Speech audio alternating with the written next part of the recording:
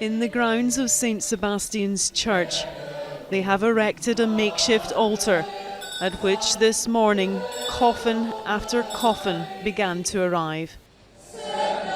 On Sunday, this congregation lost more than 100 of its worshippers, and at a mass funeral, the lives of each of them was remembered and honoured by those who survived.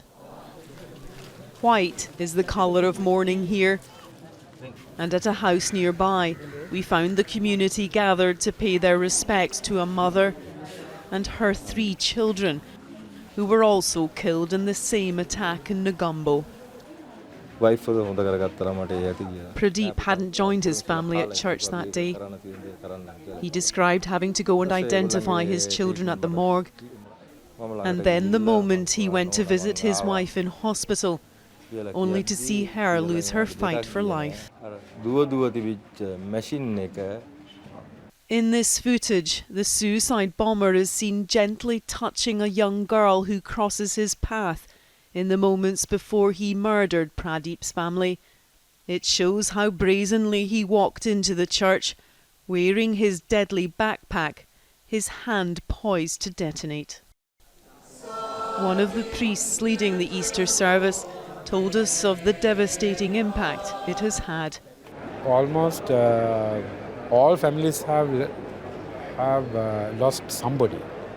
CCTV has also emerged of the 2 men who targeted tourists at the Shangri-La Hotel.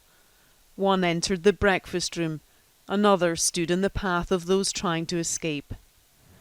Following the discovery of more unexploded devices and claims that those responsible were connected to ISIS, the government warned the Sri Lankan people that there could be more attacks to come.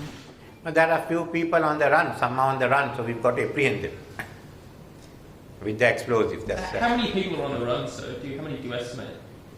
No, I don't know. There was a heavy security presence in Negombo as they began to bury their dead.